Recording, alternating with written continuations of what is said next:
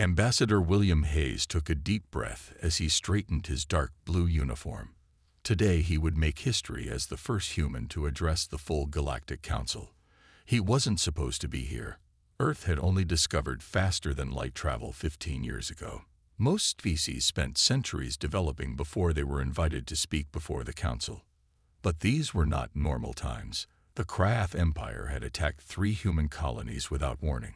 17 human ships destroyed. Over 2,000 people dead. The Krath probably expected Earth to beg for mercy like other young species had done before. They were about to learn their mistake. "Ambassador, they're ready for you," said Kate Wilson, his young assistant. Her face looked pale. She understood what was about to happen. Hayes nodded and walked toward the chamber entrance. The massive doors, each 50 feet tall and carved from some alien material that shimmered with an inner light, slowly opened before him.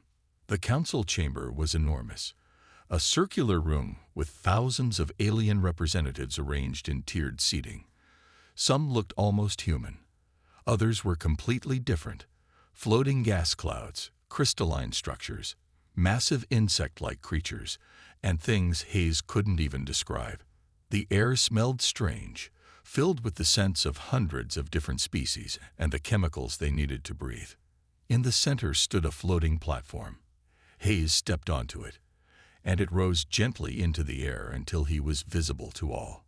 His heart pounded in his chest, but his face showed nothing. 15 years of diplomatic service had taught him to hide his feelings.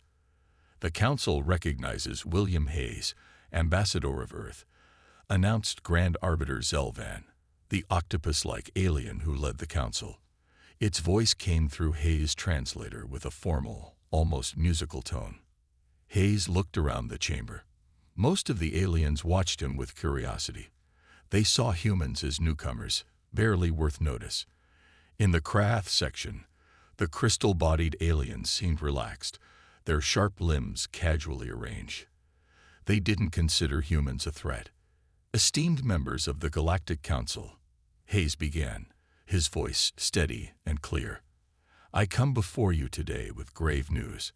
3 Earth colonies, New Denver, Hope's Landing, and Proxima Station, have been attacked without warning by forces belonging to the Krath Empire." Murmurs spread through the chamber. The Krath representative, a tall crystal figure named Vexra, shifted slightly but showed no concern. "Evidence of these unprovoked attacks has been submitted to the Council records," Hayes continued. "Our colonies were peaceful. They had no military value. The attacks killed 2,347 human civilians." The Grand Arbiter's tentacles moved in what Hayes had learned was a sign of concern. "This is a serious accusation, Ambassador. The Council will investigate these claims and—" "With respect, Grand Arbiter," Hayes interrupted, causing another wave of murmurs, "I am not here to request an investigation." The chamber grew quieter. Even the Krath representative seemed to pay more attention now. "I am here to inform the Council that as of 600 Earth Standard Time yesterday, the United Earth Government is in a state of war with the Krath Empire." The chamber erupted. Hundreds of aliens spoke at once in different languages. Some stood up. Others changed colors. The Krath delegation buzzed with angry vibrations that made their crystal bodies shimmer. "Order," demanded the Grand Arbiter, striking a glowing staff against the floor. The sound echoed through the chamber, and gradually the noise died down. "Ambassador Hayes," said the Arbiter, its voice now cold, "surely you understand that Earth cannot hope to stand against the Krath. Their empire spans 57 systems. Their fleet numbers in the thousands. Earth has barely established its first colonies." Hayes met the alien's gaze without flinching. "We understand the odds, Arbiter." "Then this is madness," said the Arbiter. "No emerging species has ever declared war on an established power." "Perhaps that is why the Krath felt safe attacking us," Hayes replied. "They believed we would react like others before us, with fear and submission." He paused, looking directly at the Krath delegation. They were mistaken. The Krath representative stood up, its crystal body catching the light. "The humans will be crushed within days," it said, voice translated as harsh and grating. Hayes simply nodded. "We shall see." As he stepped off the platform, Hayes knew that across the galaxy, Earth's ships were already moving into position. The craft had no idea what was coming. The observation deck of the Council station offered a perfect view of the stars. Ambassador Hayes stood by the massive window, hands clasped behind his back. Most alien representatives had avoided him since his declaration of war. They saw humans as either brave fools or complete madmen. Only the representative from the Volari, a race of bird-like aliens with bright blue feathers, had approached Hayes with quiet support. "My people were attacked by the craft 80 years ago," she had whispered. "We surrendered. We still regret it." Hayes checked his secure communicator. The craft fleet would reach New Seattle in 6 hours. Soon, everyone would know if humanity's plan would work. A door slid open behind him. Hayes turned to see Commander Scrix, the craft representative, enter the observation deck. The crystalline alien's body sparkled under the lights, sharp edges catching every ray. 2 craft guards flanked him, their crystal bodies a darker shade of blue. "Ambassador Hayes," Scrix said, his voice translated as harsh and grating. "I wish to meet the human who thinks he can challenge the craft empire." Hayes nodded politely. "Commander Scrix, I'm surprised you wanted to speak with me." "Call it curiosity," the craft replied, moving closer. His crystal body made a soft tinkling sound as he walked. "In our long history, we have conquered many species. Some fought bravely before they fell. Others begged for mercy, but none ever declared war on us first." "Humans can be unpredictable," Hayes said. "You have courage," Scrix admitted, "but courage without strength is useless. Our fleet will reach your colony of New Seattle soon. By tomorrow, it will be ours. And then we will take your other colonies, one by one." Hayes kept his face neutral. "You seem very confident." "We have studied your ships, your weapons," the craft said. "They are primitive compared to ours. Your strongest weapons cannot even penetrate our crystal hulls." "Perhaps," Hayes said, "but have you studied our history?" The craft commander made a sound like breaking glass, their version of laughter. "What can your history teach us? You are newcomers to the stars." "True," Hayes agreed, "but not to war. Humans have fought each other for thousands of years. Sometimes, the smaller force defeats the larger one through better strategy." Before Scrix could respond, Hayes' communicator vibrated softly against his wrist. A simple signal. The craft fleet had arrived at New Seattle. In a small conference room near the observation deck, Lisa Rodriguez monitored the secure feed from Earth's hidden cameras. When Ambassador Hayes entered, she looked up with a tense smile. "They took the bait," she said. 63 craft warships, including their command ship, just entered the New Seattle system. Hayes watched the display as the red triangles representing craft ships moved into the trap. "Activate the gravity anchors," he ordered. Rodriguez sent the encrypted command. On the display, a blue field expanded outward from carefully hidden satellites around New Seattle. The craft ships suddenly stopped moving. "They're trapped," Rodriguez said. "Their faster-than-light drives can't function in the gravity distortion field." Hayes nodded. "Now for Phase 2. Deploy our ships."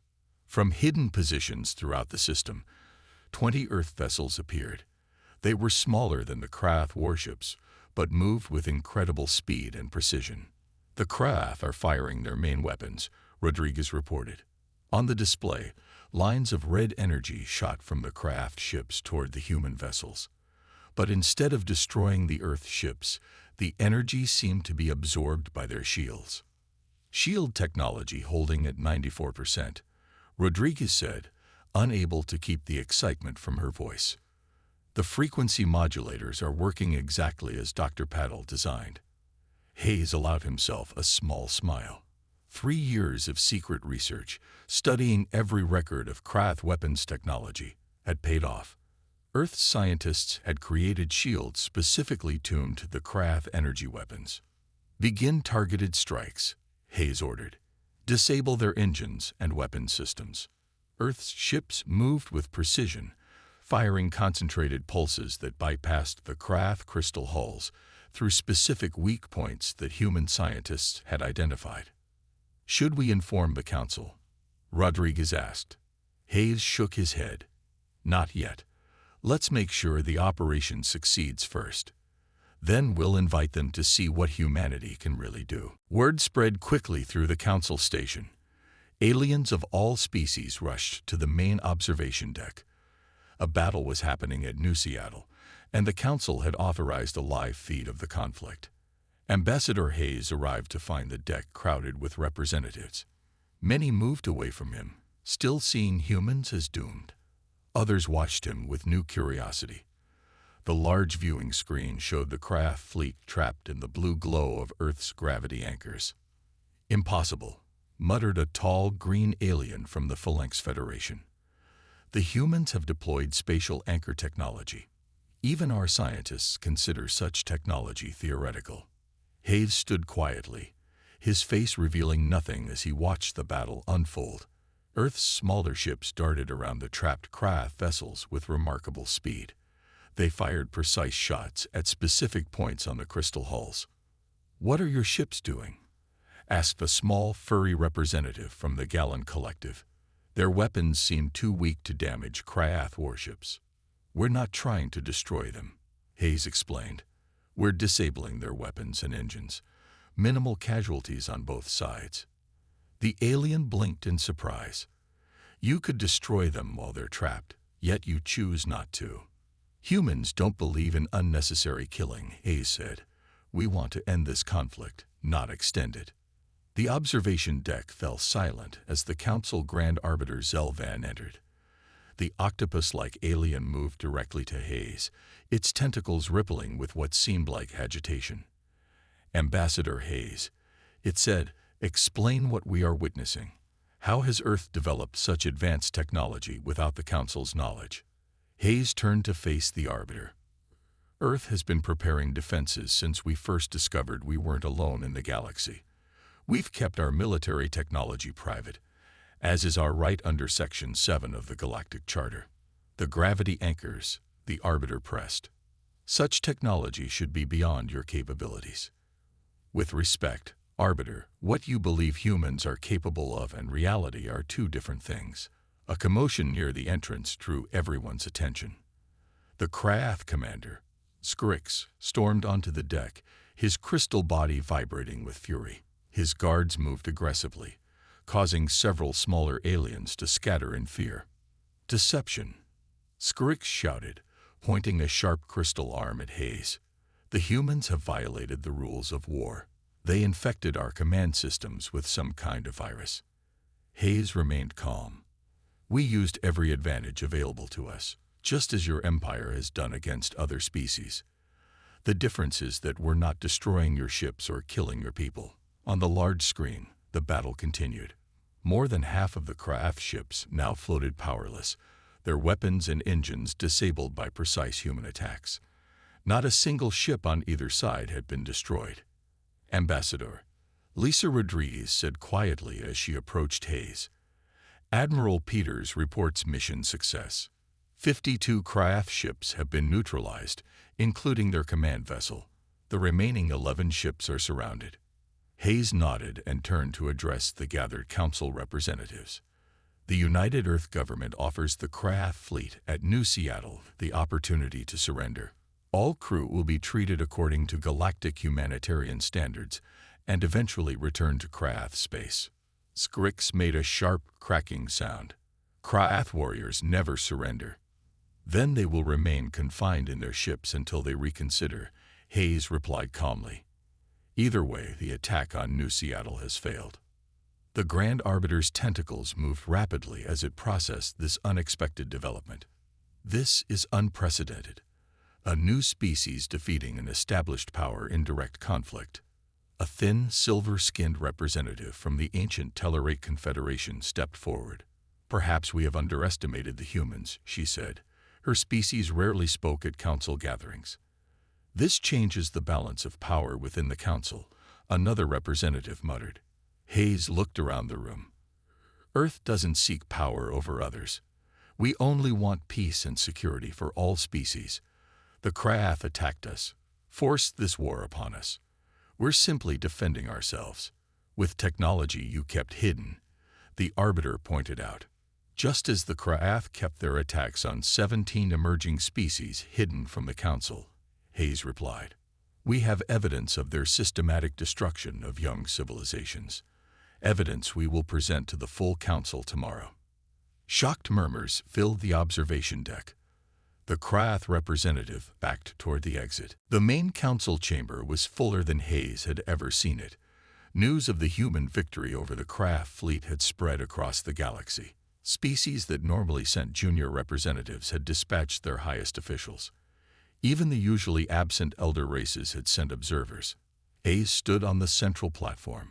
Behind him stood Lisa Rodriguez and Kate Wilson, along with Dr. Alan Foster, Earth's leading expert on alien civilizations. Before them, the massive curved wall displayed evidence of Krath attacks on other emerging species. Over the past 120 years, Hayes explained, the Krath Empire has systematically attacked 17 emerging spacefaring civilizations. In each case, they claimed these were preemptive strikes against potential threats. Images of destroyed worlds and fleets appeared on the screen. Many council representatives shifted uncomfortably in their seats. We obtained this evidence from the Krath's own military records, Hayes continued. Their command network was compromised by our technology before we declared war. The Grand Arbiter Zelvan's tentacles twisted anxiously. These are serious accusations, Ambassador Hayes. The Council has strict rules against unprovoked aggression. Rules that have not been enforced, Hayes replied firmly. The Council knew about some of these attacks but chose to look away. Murmurs spread through the chamber. Hayes nodded to Dr. Foster, who stepped forward. We've analyzed the pattern of Krath expansion, Foster said, his voice clear and calm. They specifically target species that show technological promise. They eliminate potential rivals before they can develop defenses. The screen changed to show a map of Krath territory growing over time, each expansion happening after the destruction of a young civilization. This is why Earth kept its military technology secret, Hayes added. We knew from studying Council records that the Krath would eventually target us. We prepared accordingly. A representative from the Delvian Confederation stood up. Their silver skin reflected the chamber's lights. If what humans say is true, why has the Council not acted before? The Grand Arbiter's color darkened slightly. The evidence was unclear in previous cases. It was inconvenient, Hayes corrected. The Krath are powerful, and confronting them would disturb the balance of power. It was easier to sacrifice young species. Before the Arbiter could respond, the doors to the chamber burst open. Commander Skrix entered, flanked by 4 Krath guards. Their crystal bodies seemed duller than before, lacking their usual shine. These accusations are lies, Skrix declared.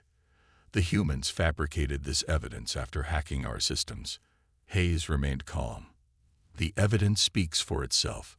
Furthermore, we have survivors from these attacked civilizations who have lived in hiding. They are willing to testify before the Council. This caused even more commotion. Hayes nodded to Kate, who activated a side door. 3 aliens entered, species that most of the Council had thought extinct. The Ventari, gasped one representative. We were told their sun went supernova naturally. The Krath accelerated the star's decay, explained the Ventari survivor, a tall being with pale blue skin. Only a few thousand of us escaped. Skrix's crystal body vibrated with rage. This changes nothing. Our fleet still vastly outnumbers Earth's. This minor defeat at one colony means nothing in the larger war. Hayes looked directly at the Krath commander. Your entire command network remains compromised. We know your battle plans, your ship movements, even your emergency protocols. But we would prefer to end this conflict peacefully. What are your terms? The Grand Arbiter asked cautiously. The Krath Empire must acknowledge their attacks on all 17 species, Hayes said. They must provide reparations to survivors. They must withdraw from territories taken by force. And they must agree to Council's supervision of their military activities for the next 50 years. Impossible, shouted Skirix. The Krath Empire will never submit to such humiliation. Then the alternative is continued war, Hayes said quietly. A war you started, but that we will finish. The chamber fell silent. Every species watched the confrontation between the human ambassador and the Krath commander. The Sovereign Hive will never accept these terms, Skirix said finally. We have other weapons, human. Weapons that could destroy your entire solar system. Hayes nodded. We know about the planet Cleaver. Your superweapon is already under surveillance by our stealth ships. Skirix's crystal body seemed to pale. The Krath had believed that weapon to be their ultimate secret. This council session will recess for 3 hours, announced the Grand Arbiter. The evidence presented by Earth will be reviewed by all members. We will then vote on whether to support Earth's position in this conflict. As Hayes stepped down from the platform, representatives from dozens of species approached him, eager to establish diplomatic relations with this surprisingly powerful newcomer to the galactic stage. The Council had voted. By an overwhelming majority, they supported Earth's position against the Krath Empire. For the first time in 3,000 years, the Galactic Council had officially condemned one of its founding members. But the Krath would not surrender so easily. Ambassador Hayes sat in the secure command center that Earth had established on the Council station. Reports streamed in from human ships across the galaxy. The Krath had recalled their fleets from all sectors, gathering them for what appeared to be one massive strike. They're moving the planet Cleaver, Lysa Rodriguez reported, pointing to the large tactical display. A massive red icon moves slowly from the Krath home system. Intelligence suggests they're targeting Earth directly. Hayes frowned. How long until it reaches our solar system? 3 days at its current speed. Rodriguez answered. It's being escorted by over 200 warships. Kate Wilson looked worried. Can we stop something that big? The reports say it's nearly the size of Earth's moon. Admiral Daniels joined the conversation through a secure holographic link. His image flickered slightly due to the vast distance. The planet Cleaver has never been used against a prepared target, he said. It was designed to attack unsuspecting worlds. Have we finished deploying the solar shield network? Hayes asked. Daniels nodded. The final satellites were positioned yesterday. If the Cleaver attempts to induce a solar flare on our sun as it did to the Ventari, the shield should redirect the energy. Hayes turned to Dr. Foster. What's your assessment? The scientist looked up from his datapad. The Krath are desperate. Their leadership knows that their military secrets are compromised. This is their final attempt to show strength. If they use the planet Cleaver against Earth and fail, Rodriguez added, they lose everything. Their reputation, their power in the Council, everything. A soft chime interrupted them. Hayes activated the communication panel. Grand Arbiter Zelvan's image appeared. Ambassador Hayes, the Arbiter said, the Krath delegation has left the station without authorization. Commander Skirix has sent a message to the Council. Would you like to hear it? Please, Hayes replied. The Arbiter's image was replaced by Commander Skirix. The crystal alien looked different, his usually bright body now pulsing with dark energy. The human problem will be solved, Skirix announced. The Sovereign Hive has authorized the use of the planet Cleaver against the Earth system. This is not negotiable. Any attempt to interfere will be met with total force. Any species that assists the humans will face the same fate. The message ended. The Arbiter's image returned, looking troubled. 7 species have already withdrawn their support for Earth, Zelvan said. They fear Krath retaliation. Hayes nodded. We understand, Arbiter. Earth doesn't expect others to fight our battles. What will you do? The Arbiter asked. Defend our home. Hayes replied simply. After the communication ended, Hayes turned to his team. We always knew it might come to this.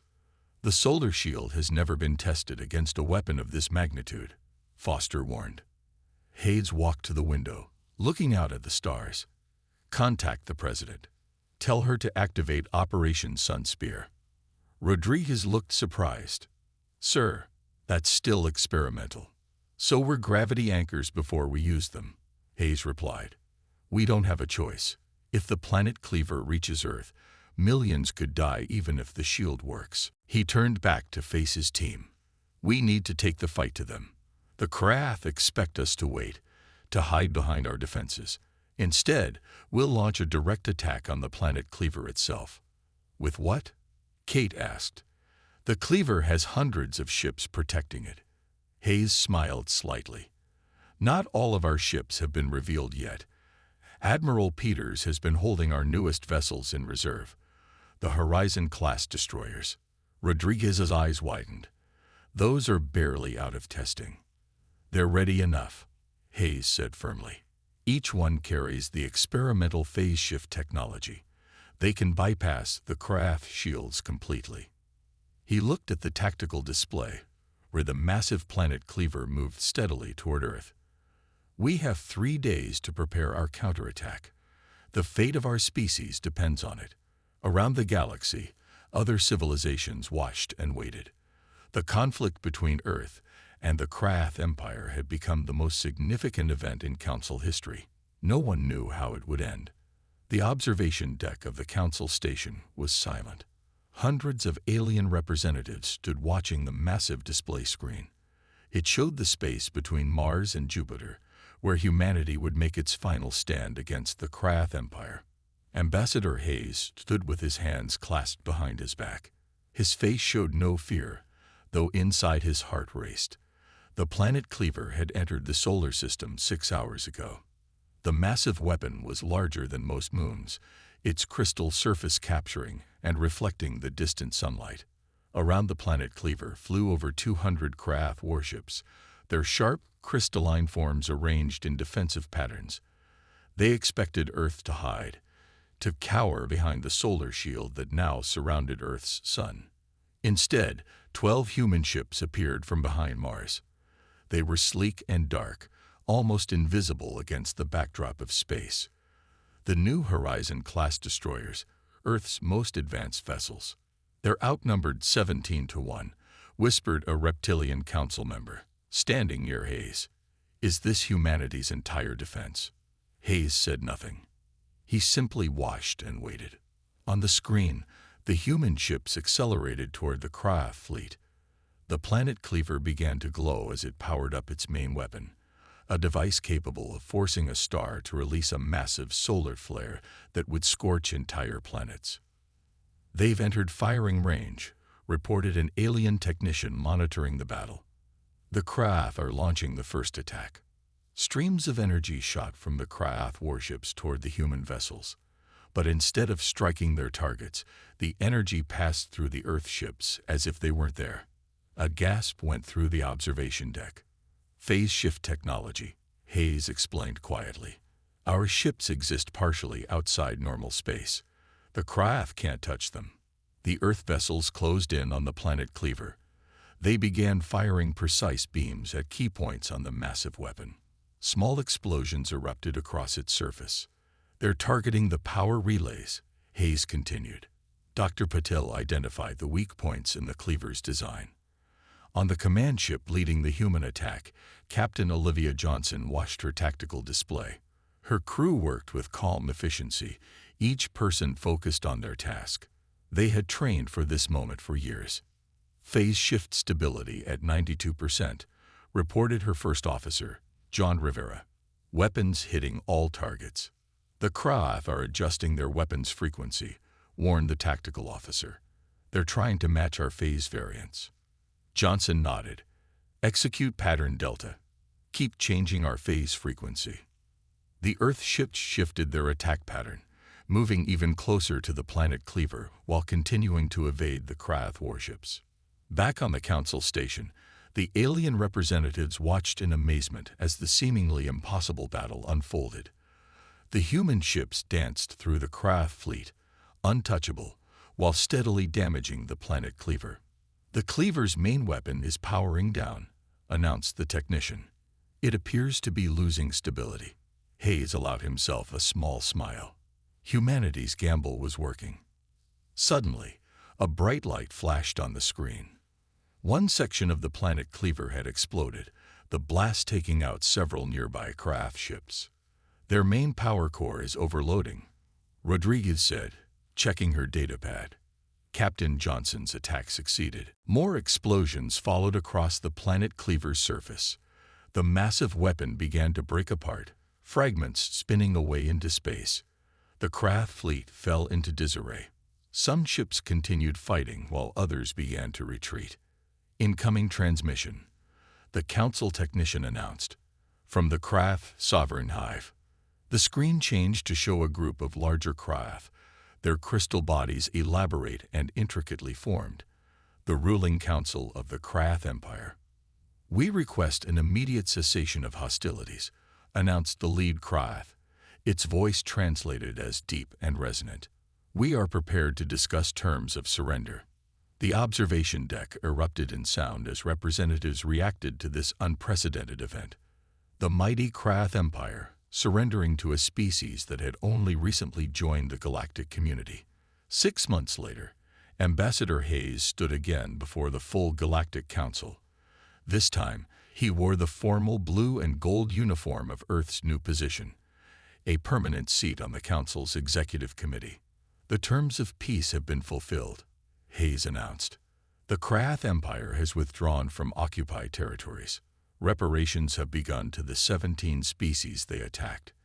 A new democratic government is forming on their homeworld." The Grand Arbiter's tentacles moved in a gesture of respect. "Humanity has changed the course of galactic history. Your species has earned its place among the stars." Hayes nodded. "We came to the galaxy seeking peace and cooperation. That remains our goal. But we will always stand against aggression and injustice, wherever we find it." As representatives from across the galaxy applauded, Hayes looked out at the stars. Humanity's journey had only just begun.